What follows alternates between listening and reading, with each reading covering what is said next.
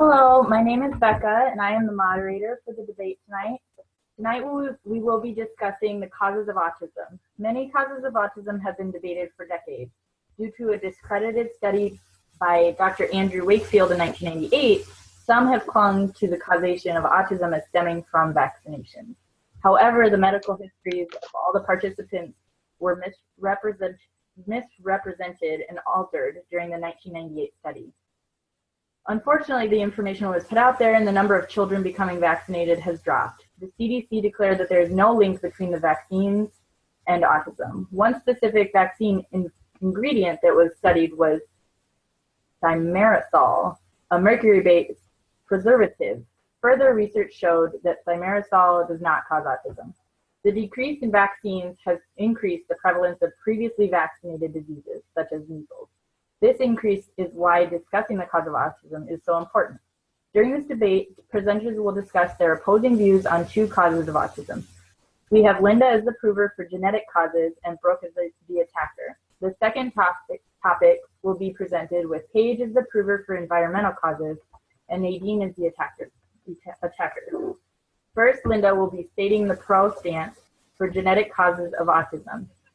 Linda, you will have 5 minutes to discuss your cause. Thank you, Becca.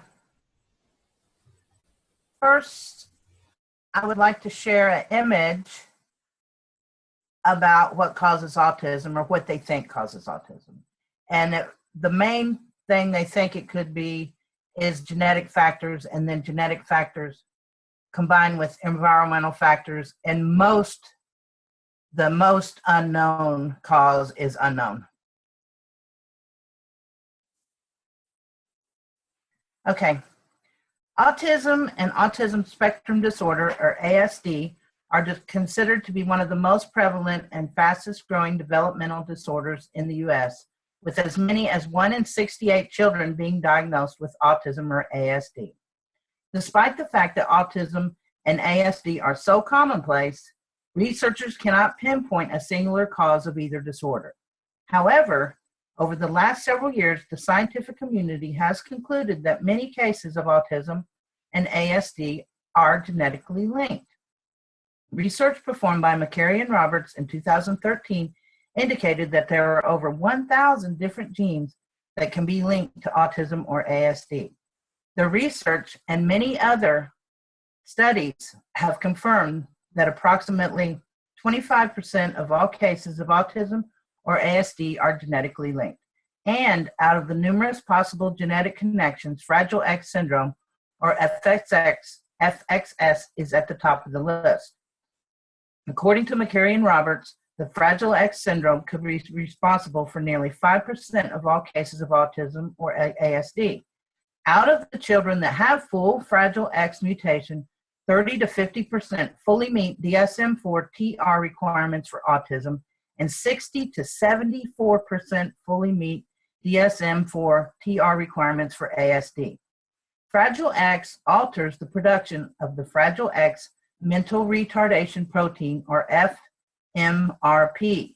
When FMRP production is diminished, there is abnormal development in regions of the brain that are ultimately responsible for autistic behavior. Therefore, it is understandable that autism and ASD could be one of the most severe behavior abnormalities associated with Fragile X syndrome. Furthermore, if Fragile X syndrome is confirmed to be interconnected to autism or ASD, developmental outcomes are much worse and symptoms are much more severe. Fragile X syndrome is not the only genetic link to autism that is backed by extensive research. There are many others. One research study indicates that SHANK3 mutations and or deletions could also be a possible connection, and it is much more prevalent than previously indicated. In 2013, Bettenker and Buxbaum studied 32 patients diagnosed with Phelan-McDermid syndrome, which was due to SHANK3 mutations and or deletions. The results showed that 84% met the requirements for ASD, with 75% meeting the requirements for autism.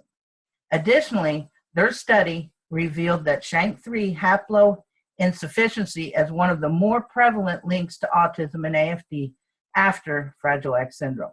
In all, there have been 5 recent studies that have tested SHANK3 mutations and or deletions in 1,614 individuals, and the rate was consistent at approximately 5% of individuals with ASD having the SHANK3 haploinsufficiency locus. These studies have established an interconnection between SHANK3 haploinsufficiency. You have 1 minute. And autism or ASD. An even more recent and compelling study indicated that alpha-5 GABA-A receptor deficiencies could also result in autism-like behavior. Earlier this year, Zurich and colleagues found that when they completely deleted the A5 subunit of the GABA-A gene in mice, the absence of the receptor brought on overwhelming autism-like behavior. After that, Zurich and colleagues studied exome sequencing in 396 human participants to discover if coding variants in the GABA5 gene and the rhodixin protein coding gene correlated with autism-like behavior. The results of the study indicated potential missense mutations in GABA5 and rhodixin, and these results supported alpha-5 GABA-A receptor deficiencies in individuals with autism. Further research into the alpha-5 GABA-A receptor deficiency as a possible link to autism or ASD is warranted. However, the results of this more recent study are promising and confirm that there may indeed be a connection. I have one more pie chart to show you. Wrong one, sorry.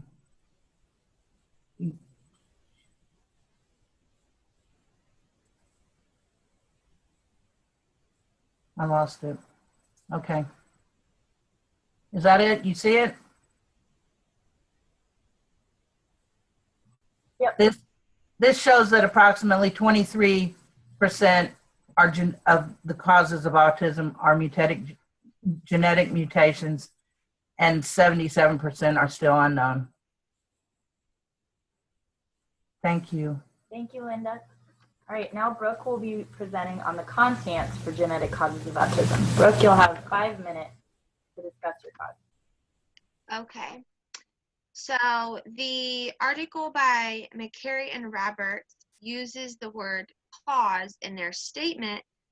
Fragile X syndrome is the leading known cause of autism. As we know, as graduate students, authors should refrain from using the word cause because these two conditions may simply coexist at high rates, but there is not an established causal relationship. The article also discusses FMRP, which I believe Linda mentioned as well, which is a necessary protein for normal functioning in all humans. Hence, the reduction of FMRP is associated highly with intellectual disability, autistic behavior, anxiety, and others. Bailey et al. Found that FMRP levels were not correlative with presence or absence of autism, implying that autism in FXS may be related to genetic or environmental factors that are complementary to fMRI mutation.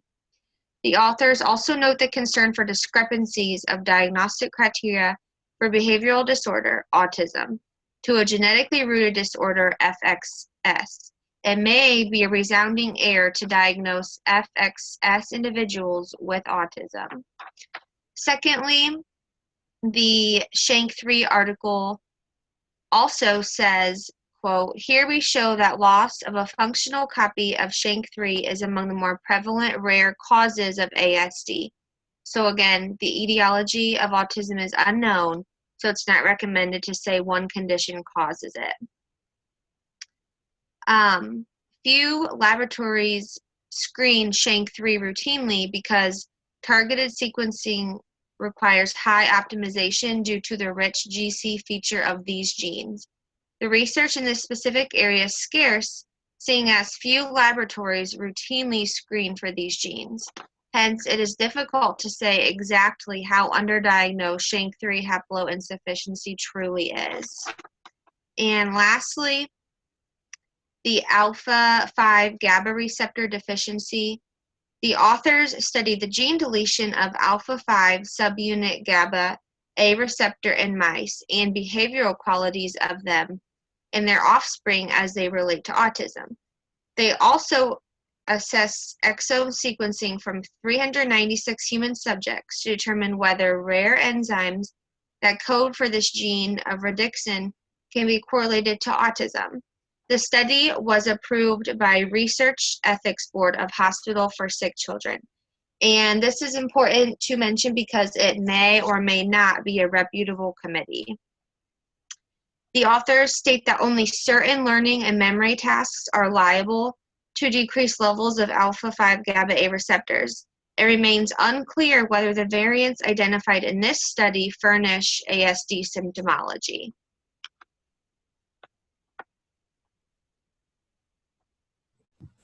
And that is my cons for the research from Linda.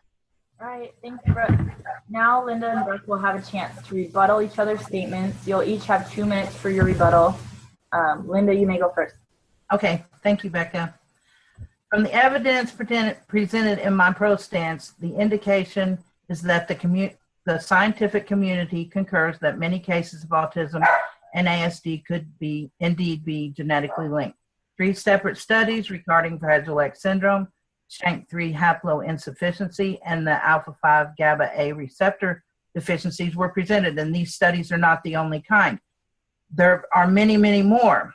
Regarding my opponent's statements about the Fragile X research, the Bailey et al. Research she cited was conducted in the year 2000, while the research I cited was conducted 13 years later.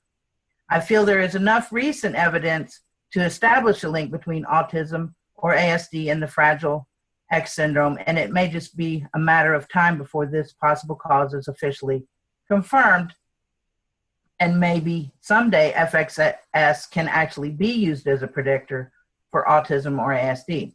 Additionally, the Fragile X and the SHANK3 studies, regarding the Fragile X and the SHANK3 studies, I must agree with my opponent in that the authors should refrain from stating that one singular genetic condition causes autism or ASD. Nevertheless, the results do indicate a possible link, and because SHANK3 haploinsufficiency is underdiagnosed, further research is definitely needed and could be extremely beneficial in the long run.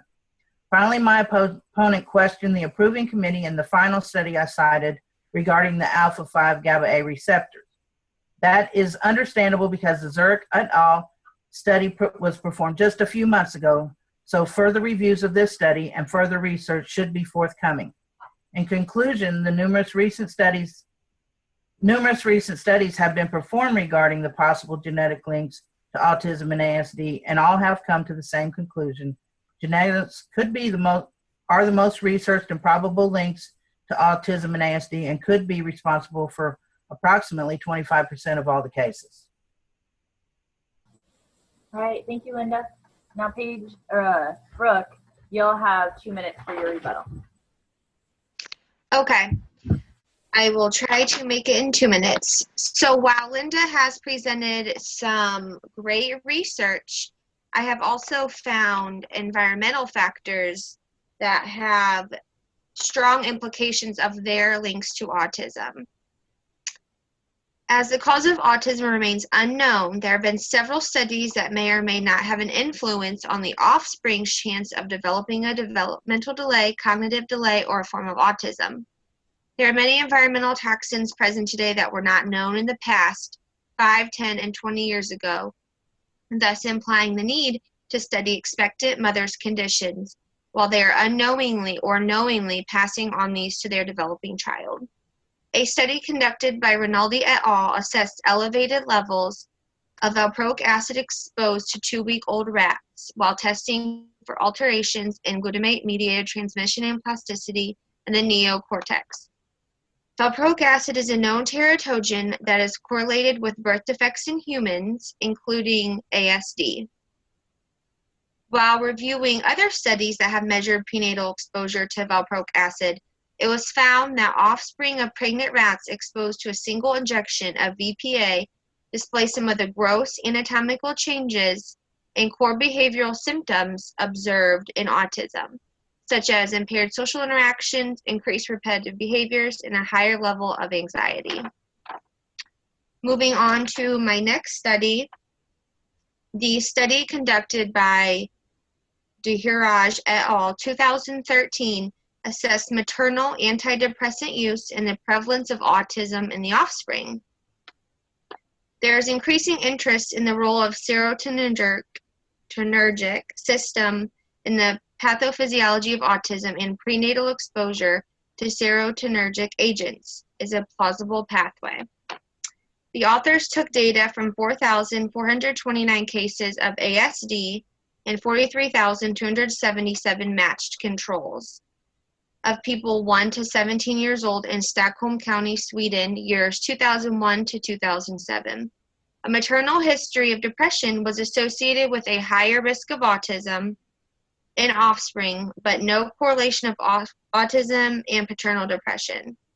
Antidepressants cross the placental barrier, and intrauterine exposure to serotonergic agents has been shown to promote persistent changes in brain circuitry, decrease serotonergic reactivity, and behavioral features analogous to autism in animal models. In conclusion, it is very important to also study these environmental risk factors and their association with autism. All right, thank you both for your research. Our second debate tonight will be the cause of autism that is the environmental cause. First, Paige will be discussing her pro stance for environmental causes of autism. Paige, you will have 5 minutes to discuss. Okay. Although the etiology of autism is still undetermined, research and data has also questioned environmental conditions such as air quality and pesticides as a possible indicator for autism diagnoses. More recently, the risks of autism are being attributed to environmental factors rather than genetics. Air pollution exposure during pregnancy has been reported to have a physical and developmental effect on a fetus, including prematurity, low birth weight, and infant mortality. According to the CDC, the United States uses 1.1 billion pounds of pesticides per year. Pesticides and insecticides have a number of harmful effects on humans, including lung damage, injury to the nervous system, birth defects, and dysfunction to immune and endocrine systems. Volk et al. In 2011 reported a number of studies that demonstrated a reason to believe that air pollution plays a role in the brain development during critical times of gestation and early life. During pregnancy, maternal exposure to air pollutants has been associated with poor developmental outcomes and cognitive delays. In 2001 charge study, researchers looked at the role of prenatal exposure to traffic-related air pollution and autism. The study used 304 subjects with autism and 259 typical developing individuals, all of preschool age. Traffic-related pollution was determined by the distance to the nearest freeway or major road, each defined as a state highway or interstate. The mother's residence at birth of the child was used to determine the location in relation to a freeway or major road. Distances were determined and defined with the closest distance of 10% of the subjects at least 309 meters, which is roughly 1,000 feet, and then 50% of participants at greater than 1,400 meters from a freeway or major road. The results of this study found that in each trimester, living closer to the freeway, the 10% population at less than 309 meters, was associated with an autism diagnosis. Researchers added the speculation that the correlation of autism and freeway distance may be due to the larger volume of traffic on freeways and the concentration of pollution near freeways. The pesticides and flea and tick treatment is another area of concern for potential autism diagnosis. Imidacloprid is used in agriculture and is also an active ingredient in flea and tick medications for pets. By petting treated animals, dermal absorption of the pesticide can be passed to a fetus. A case control study by Keel, Daniels, and Hertz-Picado in 2014 was conducted to reveal the effects of exposure and application of flea and tick treatment on pets during pregnancy and the occurrence of autism. Parents were given a questionnaire to determine the use of the flea and tick medication and when it was used. Exposure to the fetus included the mother's reports of using the flea and tick medications with at least 9% imidacloprid, with no other products containing this pesticide were used in the home. Their study reported that there was a positive association between ASD and the use of imidacloprid during gestation compared to typically developing controls. When the study was restricted to consistent exposure of the PET medication, mother of children with autism doubled compared to the mothers of typical developing children. The researchers discussed one more association between this pesticide and ASD. They noted a previous study with pregnant rats that were given oral doses of imidacloprid. The pregnant rats displayed reduced motor activity, and the offsprings were found to have physical deformities and decreased thickness of nucleus of the brain, as well as sensory motor deficits and central nervous system issues, all of which are characteristics of autism. I have a table, a chart that shows the use of imidacloprid in the United States. This is from 2014, and if you look at Indiana, you can see that the brown means that they use it the highest. And the prevalence of, can you see it? Mm-hmm. Okay, the prevalence of autism in Indiana is 1 in 115. And if you look at Wyoming, they don't use many. And their prevalence of autism is 1 in 215. One last study evaluated the proximity to agriculturally dense areas and the association of autism diagnoses. In this study, children whose mothers were exposed to insecticides within 500 meters of agriculturally applied areas during neural tube closure and gestation were 7.6 times more likely to be diagnosed with ASD than children of mothers further from agriculturally dense areas. In the article Tipping the Balance, authors reviewed previous research using rats and prenatal exposure to the organ chlorine pesticide. The study showed a reduction in GABA receptors that bind capabilities in the brainstem. GABA receptors are chemicals that are made in brain and influence cognition. This is a particularly important find for humans and insecticide exposure. For humans, poor or diminished GABA receptors contribute to poor muscle tone, which is seen in over half of individuals with ASD. It's also contributed to epilepsy, which has a comorbidity with ASD in 20% of individuals. And one last study reviewed by Shelton et al. In 2012 discussed prenatal exposure of chlorpyrifos, another type of insecticide. The original researchers found long-term consequences of exposure, including spatial navigation insufficiencies and working memory deficits, all of which are associated with autism. All right, thank you, Paige. Now Nadine will be addressing her constance for Paige's argument. Nadine, you'll have 5 minutes. Hi, everyone. So for certain, there's a strong gene-environmental correlation, and there's mounting evidence that implicate environmental factors like pesticides and strongly correlate them to autism. Those environmental factors include pesticides and also other agents that have incidentally been linked to gene altering, causing, for example, cancer or developmental delays. Our focus here is not to extend too much on different kind of pesticides, since this is a very broad topic.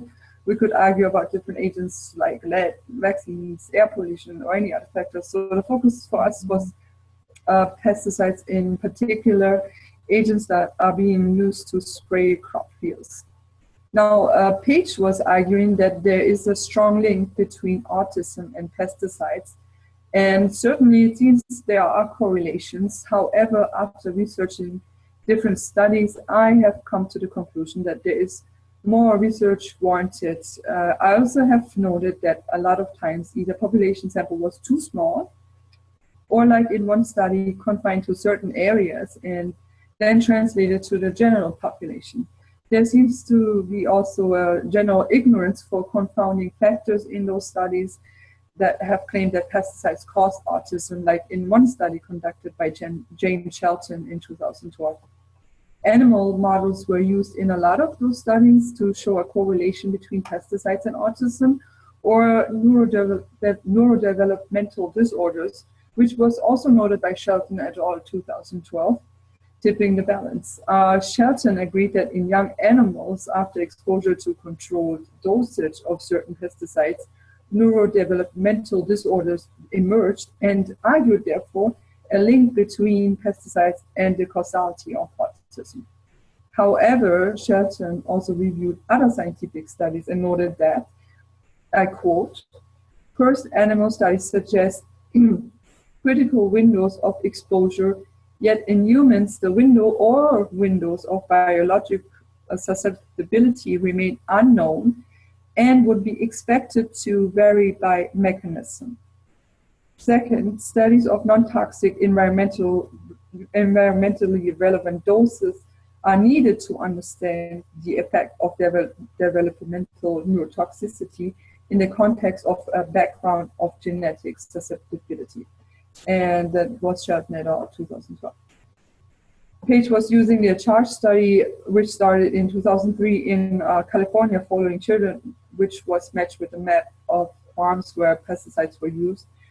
And they used a case control study which included 468 children diagnosed with ASD. And 168 diagnosed with developmental delays and 316 controls from that CHARGE study. The women in the study were living near fields that were sprayed like about 1.7 kilometers during conception throughout birth. The study in particular had a small population sample, and researchers feared to take into account that women could have been exposed to pesticides used in their own home or ingestion of food bought at a supermarket, which has been treated with pesticides. Many American homes actually also use pest control to keep rodents and vermin at bay. So the study doesn't also take into account many ways mothers could have been exposed, exact time or when, this dosage of exposure, or possible multiple exposures to different sources. The study failed to control many factors or account for factors, a major point which the researchers themselves in that study admitted was that in total the study had over 700 cases. You have 1 minute. Okay. So I think that those are very important factors that could bias these studies. Also, the study that was done in California, how can that be generalized to the public? Importantly, let's assume that an individual would be a farm wife and pregnant and be repeatedly exposed to pesticides used on crops. Would that pose a link to most women that have children with ASD that may not live close to a crop field? Assuming also that the women are susceptible during a certain time during the pregnancy when the fetus is developing, which means exactly at that time frame the field had to be sprayed and they had to be exposed to a ridiculously high amount of toxins. And furthermore, did the researcher get their results by proxy, meaning by interviews and surveys and taking data of children that already lived in the area that had autism. You can take anything and claim a correlation. However, it is the scientist's job to prove that correlation exists, and the study may have brought forth some questions about the environmental link, but it did fail to prove in hard evidence and by scientific means to produce that correlation. Thank you. Great. Thank you, Nadine. Now you'll both have a chance to make remarks about each other's statements. You'll each have 2 minutes for the rebuttal. Paige, you can go.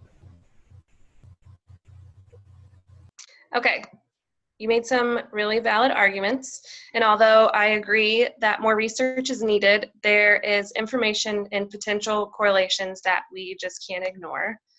I have another chart that shows the use of pesticides and insecticides from 1994 to 2014, and you can see how much of an increase there has been.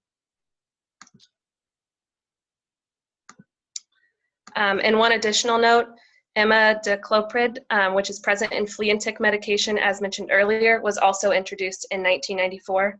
And according to the CDC, in 1994, the prevalence of autism was 1 in 150, and that number has increased to 1 in 68 for the current rate. All right, thank you, Paige. Now Well,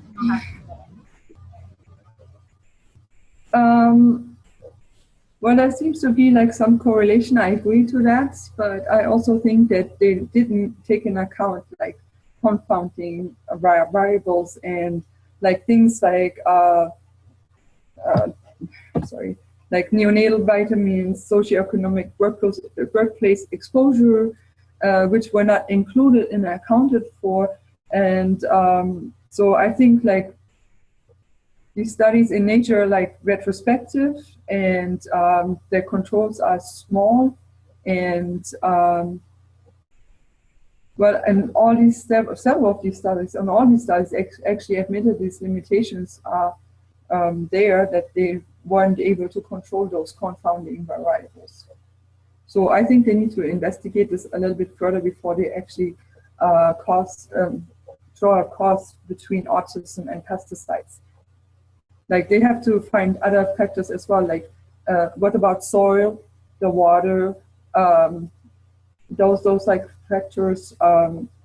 Is there like a possible multiple exposure somewhere? And then also in my studies, they found that, well, we don't feed pregnant women pesticides, okay? So yes, there's a dermal exposure possibility, but you know, to reach those toxicity that they're talking about, they were feeding mice, and we're not feeding pregnant women. So I think there's a big difference right there. All right, thank you both for the research that you've done.